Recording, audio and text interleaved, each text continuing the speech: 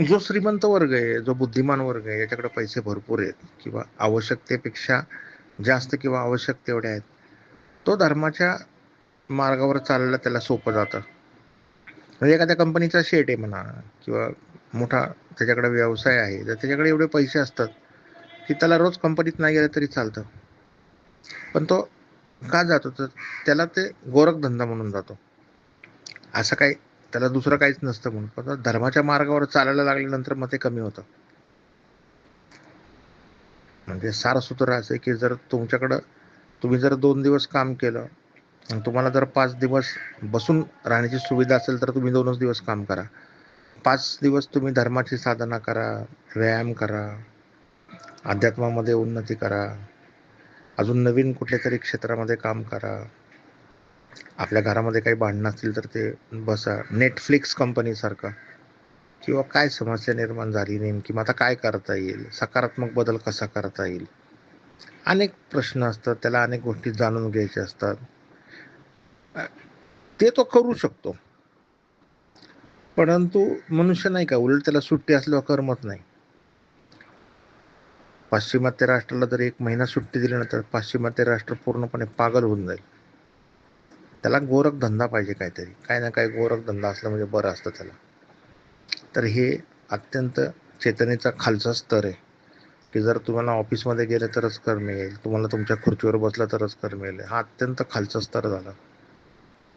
शांत बसता आलं पाहिजे काही न करता. तर सगळ्यात डेअरिंग काहीतरी करणं, काहीतरी जिंकणं, ह्याला डेअरिंग नाही म्हणत. काही न करता शांत बसणं, मौन, तर ते सगळ्यात मोठं पराक्रमी माणूस तो. आणि म्हणून मॉरल ऑफ द स्टोरी काय, की जर तुम्हाला सुविधा असेल आणि तुम्ही जर आठवड्यातनं 1च दिवस काम केलं आणि जर 6 दिवस नाही केलं तर तुम्हाला चांगलं आहे. मग तुम्ही स्पोर्ट्स करू शकता, सवंगडी गोळा करू शकता, व्यायाम करू शकता, अध्यात्म करू शकता. पण नाही, माणसाला ते त्याचं रुटीन असलं तरच. म्हणजे वर्कोहोलिक झालाय तो, बाकी काय नाही. कोलू का बैल. आता थोडासा माझा अनुभव सांगतो. म्हणजे माझ्यासारख्या मध्यमवर्गीय माणसाला फार सुविधा नसतात. म्हणजे फार पूर्वी असं होतं की लग्न झालेलं, बायको, मुलगा, त्याला मोठं करायचं. आता नंतर आला पैसा वगैरे भरपूर माझ्याकडे, मग मी विचार केला की ठीक आहे, आता काय काळजी करायची कारण नाही फारसं कोणाचं. तर मी 12 महिने अगोदर व्हॉलेंटरी रिटायरमेंट घेतली. लोक वाढवायचं बघतात नाही का, 2 वर्ष कसे वाढवून मिळतील. आता 12 महिने अगोदर घेतली म्हणजे नुकसान बघा ना किती झालं. जवळजवळ 25-30 लाखाचं नुकसान झालं असेल. रिटायर्ड झालो तेव्हा मला 2,90,000 पगार होता. पेन्शन बसली 1 लाखाची. पण ते ते जे 12 महिने मला 14 महिने मिळाले, त्याच्यामध्ये पहिले 1-2 महिने स्थिर होण्यात गेले. नंतरचं वर्ष मग वराड चाललं, इंग्लंडला सेटल केलं. ते तसंच प्रोजेक्ट साईडला ठेवलाय. तो कधी पण उचलून मी जगामध्ये फेमस करू शकतो. तो आपल्या हातातलं काम आहे. आता जरा मेडिटेशन सेंटरचं काम अनायास सुरू झालं त्याच्यामुळे. पण तो माझा खूप फायदा झाला, म्हणजे कितीतरी पटीने फायदा झाला. ज्या गोष्टी करायच्या राहून गेल्या होत्या त्या सुरू झाल्या. तर असा विषय. माणूस एवढा विचित्र आहे, ज्या ठिकाणी काम करतो तिथं पण इतकं बारीक बघत बसतो. 5-5, 10-10, 20-20 रुपयाचा हिशोब. हा कुठं गेला, तो कुठं गेला, त्याने काय केलं, ह्याने काय केलं. त्याने होतो त्याचा फायदा 10-20 रुपयाचा, नाही असं नाही. त्याचे हाताखालचे लोक करतात काम नीट, पण ह्याच्या आयुष्यातला किती वेळ वाया जातो त्याच्यामध्ये. मग तो राहिलेला वेळ निवांत राहू शकतो, विश्वासाचं आणि प्रेमाचं वातावरण असेल तर. किंवा त्यांनी जरी लक्ष नाही दिलं तरी त्याचा काय आता धंदा बंद पडणार नाहीये किंवा त्याच्या नोकरीमध्ये त्याला फार नुकसान होणार नाहीये. पण माणूस इतका, मोठे मोठे ऑफिसर्स मी बघितले, इतकं लहान पोरासारखं करत बसतात. ते लोकांना वळण लावतात, लोकांवर अधिकार गाजवतात, त्यांचे इगो फुलफिल होतो, पण त्यांच्या आयुष्यातला बहुमूल्यमुळे त्याच्यामध्ये वाया जातो हे सगळं करण्यामध्ये. आणि काय मग तो एवढी चांगली संधी मिळालेली तुम्हाला, तुमच्या हातातनं ती वाया जाते. त्यामुळं या ठिकाणी असं न करता की ही जी संधी मिळाली ना आपल्याला आहे आयुष्यामध्ये, त्याचं सुवर्ण संधीमध्ये कसं रूपांतर करता येईल हे पाहायचं. आणि खूप मी असे हुशार हुशार माणसं बघितले, कारागीर लोकांशीच वाद घालत बस, त्यांच्यावर कंट्रोल ठेव, हा कुठं गेला, तो कुठं गेला. कामगार लोक असतात ना, तुम्ही त्यांना किती ताळ्यावर आणा, काय करा, ते ते मजबुरीने काम केलं ना की ते तुमचं नुकसान करतातच. मालक इकडं तिकडे गेलं की विजेचा बल्ब तोडून टाक, पंखा वाकव, गाडी मोडून ठेव कंपनीची, काय ना काय करतातच ते. त्यामुळे ती वसुली होतीच बरोबर. एवढं सोपं नाही कामगार राहिले आता सध्या. मेन म्हणजे कामगाराला मालक श्रीमंत झालेलाच आवडत नाही. त्याला असं वाटतं का आपण काम करतो ना आपला मालक कारमध्ये फिरतो. काही काही मालक किंवा असे दुकानदार मी फार हुशार बघितले, ते जे काही वर्कर्स वगैरे असतात ना थोडेफार, त्यांना थोडी पार्टनरशिप देतात. मग ते करत बसतात आनंदाने आणि आपला काय शेअर आपल्याला मिळायला बाद झालं. म्हणजे तिकडे बघायलाही नको. म्हणजे तंत्राने वापरायची गोष्ट आहे ही. पण माणसाची वृत्ती, आता तुम्हाला एकच उदाहरण सांगतो म्हणजे कळलं. एस मध्ये बसला माणूस, जायचंय त्याला कुठंतरी, आणि त्या तिकीट काढलं त्याने 60, 70, 100, 50, 150 रुपयाचं काय असेल ते, आणि कंडक्टरने त्याला 5 किंवा 10 रुपये दिले नाही. कंडक्टर ठेवतो एस टीचा, 5-10 रुपये देत नाही त्याला हिशोबामध्ये. पैसे जोपर्यंत मिळत नाही 5 रुपये, तोपर्यंत त्या कंडक्टरकडे बघत बसतो आणि त्याचाच विचार करत बसतो. अरे बाहेर निसर्ग आहे ते बघ, तुझ्या लाईफमध्ये काही गोष्टी करायच्या त्याचं प्लॅनिंग कर, आणि असा विचार करत जाऊ. त्यांना भाऊच आहे आपला हा. 5 रुपये जरी 10 रुपये घरी नेले तर त्याच्या मुलीला वापरेल, आपल्या ताईला काहीतरी तो वस्तू घेऊन जाईल घरी, तिला चांगली सॅक घेऊन देईल. जाऊ दे ना, काय आहेत ना आपल्याकडे एवढे. पण नाही, ते 5 रुपये जोपर्यंत मिळत नाही तोपर्यंत सारखा कंडक्टरकडे बघल, त्याचा विचार करल, तिकीट हातात ठेवल की तिकीट बघितल्यावर आपल्याला आठवण होईल बाबा की 5 रुपये यायचेत आपल्याला. मग ह्यात त्याचा वेळ किती गेला.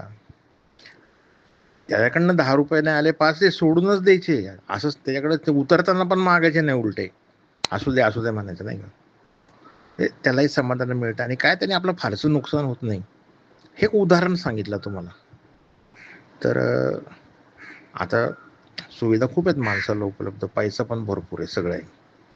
तर त्यांना राईट ॲटिट्यूड ठेवला पाहिजे जीवनाकडे. आणि वेळ कमी आहे. Time is more valuable than money. अहो पैसा गेला तर परत येईल हो, पण वेळ गेला तर परत येणार आहे का. त्यामुळं समायोजित करून वेळेचं महत्त्व जाणून करण्यासारखं एकच काम आहे, तुम्हाला सांगतो मी, धर्माची साधना, बस, बाकी काय नाही. बाकीचं चालूच ठेवायचं, ते कुठं बंद करायचं, पण धर्माची साधना न करता जगणं, हे खरं जगतात कसं हेच अवघड आहे. माणसं पण ते आत्मघात केल्यासारखं आहे. या डिस्कोर्सच्या विश्लेषणामध्ये गोरखधंदा हा शब्द आलेला आहे. गोरखधंदा म्हणजे काय, तर प्रत्येक धर्मगुरूने, सद्गुरूने साधकांसाठी काही मार्ग सांगितले, काय करायला पाहिजे. जसं जिससनी प्रेमाचा मार्ग सांगितला. प्रेम म्हणजे काय, प्रेम करा. म्हणजे प्रेम करा म्हणजे तो मनुष्य घृणा करणार नाही, म्हणजे त्याचं जीवन चांगलं होईल. कारण प्रेम ही शेवटची शिडी आहे पृथ्वी तलावर परमात्म्याकडे जायची. बघा, माणसाला थोडीफार चांगली अनुभूती ती प्रेमामुळे येते. जिससनी मार्ग सांगितला प्रेम. आता महावीरांनी जो मार्ग सांगितला तो आप्पदीपो भव, तू स्वतःचा प्रकाश बन. किंवा महावीरांची संपूर्ण साधना एका शब्दात मांडायची म्हटलं तर अहिंसा. हिंसा करायची नाही अजिबात, कुठलीच नाही. आता जीससपेक्षा थोडासा वरच असतं रे. जीससनी काय सांगितलं की बाबा प्रेम करा. महावीरांचे असं लक्षात आलं की प्रेम करून मनुष्य परत हिंसा पण करेल. मग त्यांनी प्रेम करा सांगितलंच नाही, म्हणजे तेच सांगितलं पण अहिंसा. आता अहिंसा म्हणजे काय करा, प्रेमच करणार, काही राहतच नाही शिल्लक, प्रेमच शिल्लक राहतं. मग भगवान श्रीकृष्णांनी काय सांगितलं, कर्मण्यवाधिकार असते मा फलेषु कदाचन, फळाची अपेक्षा न करता काम कर, एका वाक्यात सांगितलं. बघा ना, म्हणजे चुकीचं गळूनच पडेल. असं प्रत्येक गुरुने ते एक मार्ग दिला समाजासाठी, साधकांसाठी, एस्पेशली साधकांसाठी, समाजासाठी नाही. कारण सद्गुरू हा नेहमी साधकाशी बोलतोस, जनतेशी नाही बोलत. जनतेशी बोलण्यात काय अर्थ नाही, ते उगाच सर्कसची गोष्ट झाली. जे काहीतरी शिकायला आले, जाणून घ्यायला लागले, त्या साधकांशीच बोलत असतो सद्गुरू, डिसायपल बरोबर. तर गोरक्षनाथ हे म्हणजे पत्थर का मील, स्टार्टिंग पॉइंट. गोरक्षनाथांनी धर्म साधनेचे शेकडो मार्ग दिले. त्याचं एक पुस्तक आहे बघा, गोरखवाणी, किंवा ओशोंचं एक पुस्तक आहे मरो हे जोगी मरो. तेवढं एक पुस्तक जरी वाचलं ना, आणि सुदैवानं मला हेच पुस्तक पहिल्यांदा वाचायला मिळालं 15-20 वर्षापूर्वी, जवळजवळ 20-25 वर्षापूर्वी म्हटलं तरी चालेल. त्या पुस्तकामध्ये गोरक्षनाथांनी जे शेकडो मार्ग दिलेत ना धर्माच्या साधनेचे, तर साधक मार्गांमध्ये अडकला, एवढे मार्ग दिले. आणि तेव्हापासून गोरख धंदा हा शब्द पडला. म्हणजे माणूस नाही का, काही नसेल तर बाबा काहीतरी गोरख धंदा. तर त्यांनी एवढे मार्ग दिले गोरक्षनाथांनी धर्म साधण्याचे. आता ते छोटे छोटे मार्ग दिले आणि ते इतके ऍप्लिकेबल आहेत ना, म्हणजे की जर तुम्ही जर ते वाचले ना तर फार फार ते गमतीशीर आणि खूप छान उपदेश दिलेला आहे त्यांनी. म्हणजे हसीबा खेलीबा धरीबा ध्यान, हसत खेळत जीवन जगा, नाही का, काय एवढं, त्यालाच ध्यान समजा, बाकी काही करायचे नाही. हसीबा खेलीबा धरीबा ध्यान. त्याच्यानंतर हबकीनं बोलीबा थबकीनं चालीबा धीरे धरीबा पाव. म्हणजे एकदम फटाकन बोलू नका, जरा विचार करा, नाही का. फटाकन बोलल्यावर माणसाचं कधी कधी खूप नुकसान होतं, खूप म्हणजे आयुष्यातनं उठू शकतो तो. हबकीनं बोलीबा थबकीनं चालीबा, पटाक पटाक करत नाही का इकडं तिकडं असं लोकांचं लक्ष. आता जो मनुष्य श्रीमंत असतो ना, त्याला कारचं महत्व नसतं, त्याच्या घरात मर्सिडीज गाड्या पहिल्यापासून असतं. तर नवीन गाडी घेतलेला मर्सिडीज माणूस किंवा साधी गाडी जरी घेतली तरी तो बघा, एसी गाडी नसली तरी काचा लावल, म्हणजे आतमध्ये जीव गेला तरी चालेल, पण लोकांना कळावं एसी गाडी आहे, इकडं नेईल तिकडं नेईल. हबकीनं बोलीबा थबकीनं चालीबा धीरे धरीबा पाव. जो असा नाही का मुरलेला असतो तो शांत असतो एकदम, असे अनेक सूत्र त्याच्यामध्ये दिलेलेच. पहिलं फार महत्व आहे बरं का, हबकीनं बोली का, हबकीनं बोली बा, फटाक्कन बोलू नका एकदम, नाही का, त्याने फार नुकसान होऊ शकतं. मोठे मोठे राजकीय नेते काहीतरी शब्द बोलतात आणि अक्षरशः आयुष्यात न उठतात ते. इव्हन सगळ्यांनाच त्याचं बोलण्यावर कंट्रोल नसल्यानंतर 90% भांडणं मिळतात. हा हा विषय. तर ते गोरखधंदा शब्द त्याच्यावरनं विषय आला, की गोरक्षनाथांनी जे मार्ग दिले धर्म साधनेचे, बरं का, धर्म साधनेचे शेकडो मार्ग. म्हणजे मी आता तुम्हाला 2-3 सांगितले, 100च्या पुढेच आहे त्याची यादी. आणि फार छोटे छोटे आहेत आणि फार छान आहेत, म्हणजे easy to understand and easy to apply. पहा, तुम्हाला जर इंटरेस्ट असेल तर तिथून सुरुवात करायला काय हरकत नाही. गोरक्षनानी म्हणजे गोरखनाथांची जी पुस्तक आहेत, गोरक्षनाथ त्यांची. In this discourse we speak about inner journey and the spiritual way, the spiritual life, soul, the different meditations. म्हणजे या व्याख्यानामध्ये आत्मा म्हणजे काय आहे आणि या महत्त्वाच्या विषयाबद्दल आपण चर्चा केली. ते पाहत असताना आपण असं पाहिलं की जे ब्रह्मांडात आहे ते पिंडात आहे, बाहेर जाण्याची काही गरज नाही. पिंडात आहे म्हणजे तुमच्या शरीरात आहे, म्हणजे हृदयात आहे. आत्मा आहे. आत्मा म्हणजे काय? सोल म्हणजे काय? The capacity to know. चेतना म्हणजे काय? चैतन्य म्हणजे काय? म्हणजेच आत्मा, म्हणजे द कपॅसिटी टू नो, जानने की क्षमता. मग आता हा आत्मा 2 प्रकारचा असतो, अंतर्मुखी आणि बहिर्मुखी. साधारणपणे हा बहिर्मुखी असतो आत्मा. म्हणजे मनुष्य बहिर्मुखी आहे, कारण सगळे इंद्रिय बाहेर उघडतात. त्याचे जे ज्ञानेंद्रिय कर्मेंद्रिय आहेत ते सगळे बाहेर आहेत, आणि शरीरापासून ते बाहेर उघडल्यामुळे तो बाहेरच बघतो, त्याला अंतरात्म्याचं काहीच माहिती नाही आहे. आणि बाह्य जगामध्ये जर तुम्हाला काय मिळवायचं असेल तर मग शेड्यूल आलं, त्याची तपश्चर्या आली, ते मिळवायचं म्हणलं भागदौड आली, अहंकार आला, बाहेरची यात्रा आहे, मग धन पद यश कीर्ती गौरव. मग ते फार, तिथं अनेक लोकांची स्पर्धा आहे, ते तुम्ही काही एकटे नाही, तिथं मॅरेथॉन आहे. आणि जर अंतरयात्रेत जायचं असेल तर मग त्याला काही पैशाची गरज नाही, कशाची गरज नाही. फक्त त्या माणसाला जेव्हा प्रचिती होती की बाह्य जगामध्ये काही मिळत नाही आणि मिळालं तरी मृत्यूचा एक झटका ते तोडून टाकतं, मग तो आंतरजगतामध्ये प्रवेश करतो स्वतःच्या. म्हणजे काही करायचं नाही, नुसतं बसायचं. आता नुसतं बसायचं म्हणजे फार अवघड आहे. काय करायचं म्हटलं तर सोपं आहे.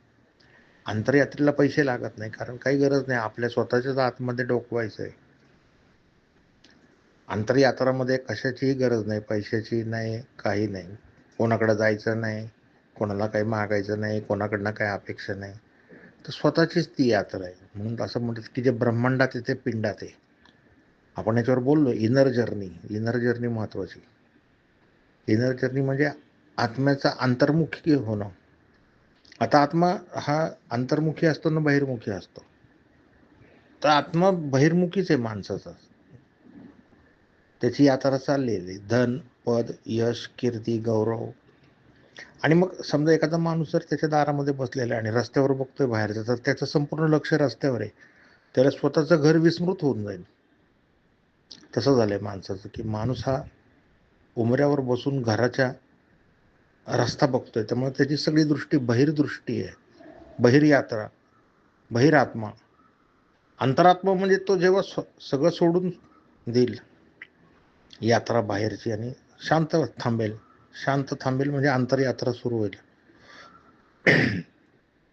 आता अंतरयात्रा म्हणजे काय? तर आत्मा जो आहे, जो अंतर्मुखी झालेला आहे, असा त्याचा अर्थ आहे. प्रत्येक माणसाला आत्मा दिलेली परमेश्वराने, भिकारी कोणालाच पाठवला नाही, पण तो बाहेरच बघत बसलाय. हिरा त्याच्याकडे आहे, पण तो बाहेरच दगड धोंडे बघत बसलाय. त्यामुळे त्याला माहितीच नाही. तो ज्या दिवशी इनर टर्न होईल तेव्हा तर अरे आपल्याकडे तर हिरा आहे, आपण बाहेर उगाच दगड माती खेळ करत बसलो. आता तसं जर तुम्हाला कोणी सांगितलं तुझ्याकडे हिरा आहे बाबा, तू कशाला दगड हातामध्ये धरले, सोडून देतो, तो सोडणार नाही आणि सोडूही नाही. हा हिरे जेव्हा हातात येतील ना, तेव्हा दगड आपोआप सुटतील आणि हिरा पकडावा लागत नाही, तो आपोआप पकडला जातो. फक्त त्याची अनुभूती झाली पाहिजे आणि स्पष्ट प्रचिती झाली पाहिजे. हिरा म्हणजे आत्मा, तो पकडावा लागत नाही, तो पकडतो आपल्याला. आणि मग हातामध्ये जे कंकड पत्थर आहेत, दगड माती किंवा ते आपोआप सुटतं, असा विषय आहे.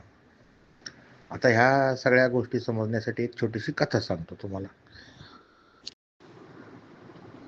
मित्रांनो, कथा मी सांगितलेली आहे, परमात्मा स्वारगेटला राहायचा, तीच कथा.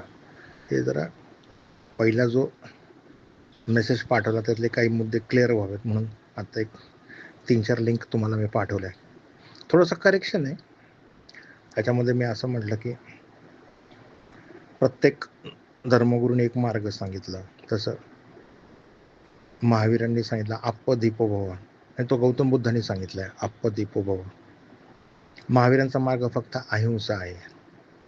आणि गोरखनाथांनी जे मार्ग सांगितले अगदी सुरुवातीला बेस, तर त्याला म्हटलं मी मील का पत्थर, तर ते पत्थर का मील असं झालेलं आहे. त्यामुळे ते एक करेक्शन करून घ्या.